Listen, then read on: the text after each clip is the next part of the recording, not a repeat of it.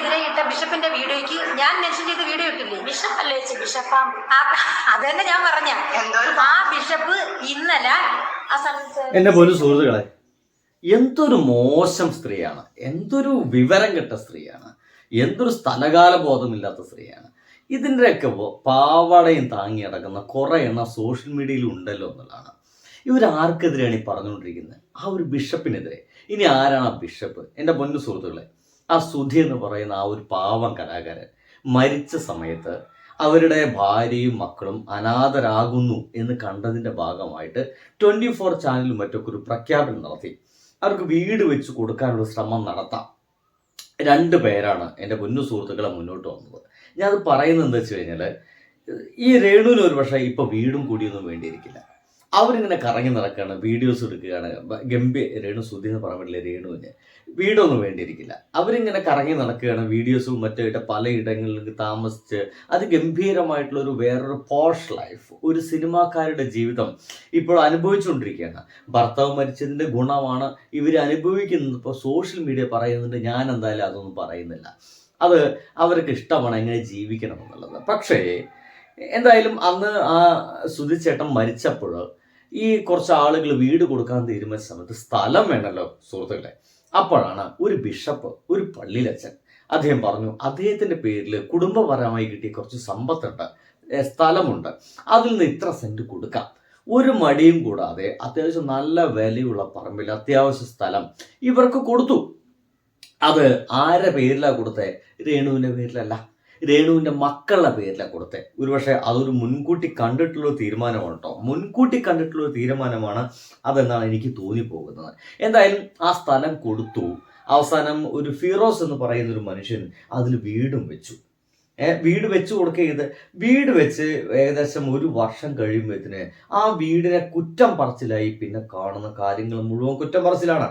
ഒരു പോസിറ്റീവ് വർത്തമാനം പോലും ആ ഒരു ഫിറോസ് KHDEC എന്ന് പറയുന്ന അയാൾക്കെതിരെ ഇവള് പറഞ്ഞിട്ടില്ല. 1 വർഷം കഴിഞ്ഞാൽ പിന്നെ ആ വീടിൻ്റെ മെയിൻ്റനൻസ് ഒക്കെ നടത്തേണ്ടത് അതിൽ താമസിക്കുന്ന ആളുകളല്ലേ? അല്ല, ജീവിതകാലം മുഴുവൻ ആ വീടിൻ്റെ മെയിൻ്റനൻസ് നടത്തേണ്ടത് ഈ ഫിറോസിക്കയാണെന്ന രീതിയിലാണ് രേണുവിൻ്റെ സംസാരം. ഇപ്പോഴും അവസാനത ആ സ്ഥലം കൊടുത്ത ദാനമായിട്ട്, പച്ച മലയാളത്തിൽ പറഞ്ഞ വെറുതെ ദാനമായിട്ട് എച്ചിൽ കൊടുക്കണ പോലെ കൊടുത്ത ആ ഒരു സ്ഥലത്തിന് ഉടമസ്ഥനെ വിഷപ്പാമ്പ് എന്നാണ് വിളിക്കുന്നത്.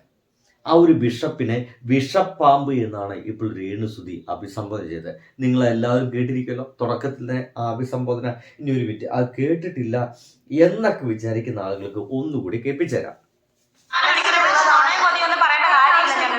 ഇപ്പം അവർക്ക് വേണ്ടി എനിക്ക് ഫൈറ്റ് ചെയ്യാൻ തോന്നിടത്തെല്ലാം ഞാൻ ഫൈറ്റ് ചെയ്യും.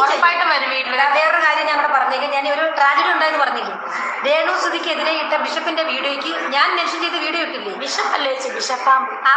അത് തന്നെ ഞാൻ പറഞ്ഞ ആ ബിഷപ്പ് ഇന്നലെ എങ്ങനെയുണ്ട്? എന്തൊരു അഹങ്കാരം ആലോചിച്ചോക്കെ, എന്തൊരു അഹങ്കാരമാണ്. ആ സ്ഥലം കൊടുത്ത ഒരു മനുഷ്യനെ ഇയാൾ ദാനം കൊടുത്ത സ്ഥലം കൊടുത്ത ആ മനുഷ്യനെ ഇവള് വിളിച്ച് വിഷപ്പാമ്പ് എന്നാണ്. ഇത് രേണു സുധിക്ക് ഒരു പക്ഷേ വീടൊന്നും വേണ്ടിയിരിക്കില്ല. അവർ പലയിടത്തും താമസിങ്ങനെ നടന്നിങ്ങനെ ആഘോഷിച്ച് ജീവിതം തീർക്കുകയാണ്. പക്ഷെ ആ വീട് ആവശ്യമുള്ള 2 ആളുകളുണ്ടെന്നേ, അല്ലെങ്കിൽ ഒരാളേലുണ്ട്. അത് ആ ഒരു സുധിച്ചേട്ടൻ്റെ മകനാണ് കിച്ചു. കിച്ചുവിൻ്റെ പേരിലും കിച്ചുവിൻ്റെ അനിയൻ്റെ പേരിലാണ് ഈ വീടുള്ളത്. കിച്ചു സുധിച്ചേട്ടൻ്റെ മകനാണ്, മറ്റൊരു ഭാര്യയുള്ള മകനാണ്, ഇവരെ നേരിട്ടുള്ള മകനൊന്നുമല്ല. അതുകൊണ്ട് തന്നെ അവൻ എന്ത് തേങ്ങണ മുട്ടത് ജീവിതമായാലും ഇവർക്കൊരു വലിയ വിഷമം ഉണ്ടായില്ല. ഇപ്പോൾ ഉള്ള മകനെ തന്നെ, 2ാമത്തെ മകനെ തന്നെ നേരം നോക്കുന്നില്ല എന്നുള്ള വർത്തമാനങ്ങൾ സോഷ്യൽ മീഡിയ പറയുന്നത് ഞാനല്ല. എൻ്റെ നെഞ്ചത്തേട്ട് ആരും കയറാൻ വരണ്ട എന്നുള്ളതുകൊണ്ടാണ്. പക്ഷേ ഇവിടെ നടക്കുന്നത് വെച്ച് കഴിഞ്ഞാൽ ഇവർക്ക് ഉപകാരമില്ലെങ്കിലും, ഇവർക്ക് ആ ഒരു വീട് കൊണ്ട് ഒരു ഉപയോഗമില്ലെങ്കിലും ആ വീട് കൊണ്ട് ഉപയോഗമുള്ള ആളുകളുടെ പേരാണ് കിച്ചു. കിച്ചു എന്ന് പറയുന്ന മനുഷ്യൻ ഇപ്പോഴും പറയുന്നുണ്ട്, ഞാൻ ആ വീട് തന്നവർക്കെതിരെ ഒന്നും പറഞ്ഞിട്ടില്ല, അതൊരു നല്ല കാര്യമാണ്, നല്ല വീടാണ് എന്നൊക്കെ പറയുന്നുണ്ട്. ഇപ്പോൾ സംഭവിക്കാൻ പോകുന്ന വിവരം എന്താ അറിയോ? ഇമാതിരി തെറിയൊക്കെ കേട്ടുകൊണ്ട് ഇനി ആ ബിഷപ്പ് ആ സ്ഥലം അങ്ങനെ അവർക്ക് തന്നെ കൊടുക്കേണ്ടതുണ്ടോ? ചോദ്യമാണേ, നിങ്ങളോടാണ് ചോദ്യം. ഇമാരൊക്കെ തെറി കേട്ട് കൊടുക്കേണ്ടതുണ്ടോ? ഇല്ല എന്നുള്ളതാണ്. അപ്പൊ നിങ്ങൾക്ക് മനസ്സിലാക്കേണ്ടത് അടുത്തൊരു സംഭവം ഉണ്ടായിട്ടുണ്ട്. എന്താ? ആ പള്ളിയിലച്ചൻ ആ സ്ഥലം തിരികെ വാങ്ങിക്കാനുള്ള ഏർപ്പാടുണ്ടാക്കുന്നു. അതിന് വല്ല നിയമസാധ്യതകൾ ഉണ്ടോ എന്നുള്ള കാര്യത്തിൽ വലിയ പിടുത്തമില്ല. പക്ഷേ ഫിറോസ് എന്ന് പറയുന്ന മനുഷ്യൻ ഇപ്പോൾ പോസ്റ്റ് ഇട്ടുള്ളത് ഇങ്ങനെയാണ്. നിങ്ങൾക്ക് കാണാൻ കഴിയും.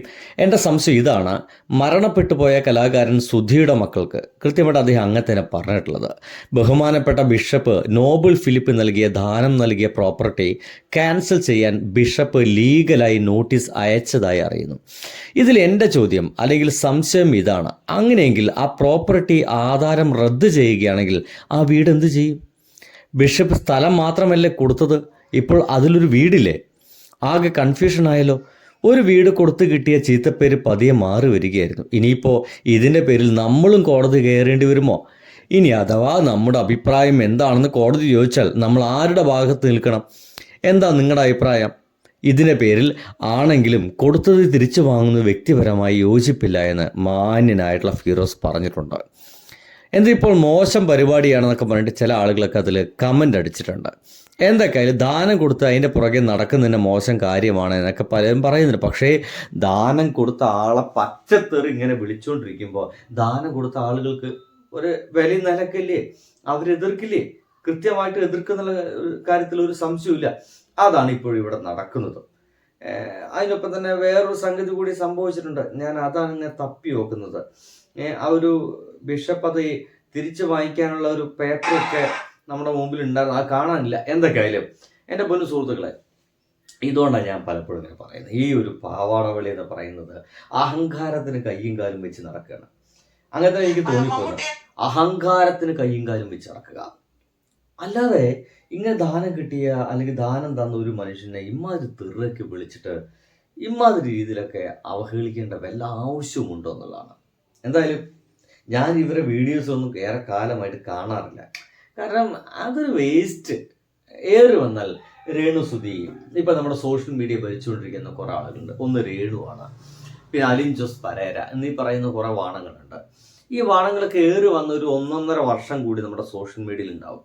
അത് കഴിഞ്ഞാൽ ഇവരൊക്കെ വിട്ടുകളയുന്നേ. ആളുകളവരെ വിട്ടുകളയും, തീർച്ചയായിട്ടും വിട്ടുകളയും. ആളുകൾക്ക് വേറെ കുറേ പണികളുണ്ടെന്നേ.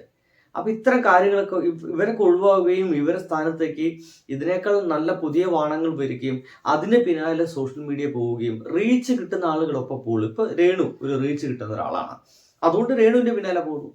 ഇനി അത് കഴിഞ്ഞപ്പോൾ അലിൻ ജോസ് പരേര റീച്ച് കിട്ടുന്ന ആളാണ്, ഇപ്പോൾ പഴയതുപോലെ റീച്ച് ഇല്ല. അവന്റെ പൊട്ടത്തരങ്ങൾക്കും അവന്റെ വാണത്തരങ്ങൾക്കും പിന്നാലെ പോകുന്ന പരിപാടി ഏകദേശം ആളുകളൊക്കെ നിർത്തിയിട്ടുണ്ട്. ഞാൻ ഇടയ്ക്ക് കണ്ടിരുന്നു, പക്ഷെ ഇപ്പം അവനെ കണ്ടാൽ തന്നെ എടുത്ത് ഒഴിവാക്കുകയാണ്. എനിക്ക് ഇഷ്ടമല്ല എന്നൊക്കെ പറഞ്ഞിട്ട് അതിനെ ഒഴിവാക്കി വിടുകയാണ്. ആ രീതിയിലേക്ക് ആളുകളൊക്കെ മാറിയിട്ടുണ്ട്. അപ്പോൾ സോഷ്യൽ മീഡിയ ഇത് കത്താതിരിക്കുന്ന സമയത്ത് ഈ പറയുന്ന ആളുകൾക്ക് എന്ത് ചെയ്യും? ഒരു കാലഘട്ടത്തിൽ ഇപ്പോൾ കുറേ പണവും മറ്റൊക്കെ സമ്പാദിച്ചിട്ടുണ്ടായിരിക്കും. ഇതൊക്കെ നിൽക്കുന്ന സോഷ്യൽ മീഡിയയിൽ ഒരു റീച്ച് ഇല്ലാതെ നിൽക്കുന്ന സമയത്ത് ഒരാളും വിളിക്കില്ല. രേണു ആയിക്കോട്ടെ, അലീന ആയിക്കോട്ടെ, ഇവർക്ക് സോഷ്യൽ മീഡിയ റീച്ച് ഇല്ലെങ്കിൽ ഒരാളും ഇവരെ വിളിക്കില്ല, ഒരാളും ഇവരെ പിന്നാലെ നടന്ന് വീഡിയോ എടുക്കില്ല. അങ്ങനത്തെ ഒരു കാലഘട്ടം വന്നു കഴിഞ്ഞാൽ ഇവരെന്ത് ചെയ്യും? ആ സമയത്ത് എൻ്റെ പൊന്നു ചേച്ചി, നിങ്ങൾ ആ വീട് തിരികെ വേണമെന്നോ ആ പള്ളിയച്ഛൻ്റെ കാല് പിടിച്ചോണ്ടോ കാര്യം ഉണ്ടാവില്ല. ഇപ്പോഴേ മാന്യം മര്യാദയ്ക്കൊക്കെ പെരുമാറിക്കഴിഞ്ഞാൽ നല്ല രീതിയിൽ ഇതൊന്നും ഇല്ലാത്ത സമയത്തും ഈ കാപത്ത് ഇല്ലാത്ത സമയത്തും ഒരു ആപത്ത് സമയത്ത് വരുന്ന സമയത്ത് ആ വീടിൻ്റെ ഉള്ളിൽ പോയി താമസിക്കാൻ ഒരു ഓപ്ഷൻ ഉണ്ട്. അറ്റ്ലീസ്റ്റ് നിങ്ങൾക്കില്ലെങ്കിൽ നിങ്ങളെ മക്കൾക്കുണ്ട്. അതടക്കം നശിപ്പിച്ച് കുളം തോണ്ടുന്ന പരിപാടി അവസാനിപ്പിക്കുന്നത് നന്നായിരിക്കുമെന്നാണ് ഈ ഉള്ളവൻ്റെ ഒരു തോന്നൽ കേട്ടോ. പറഞ്ഞോളൂ. ബൈ.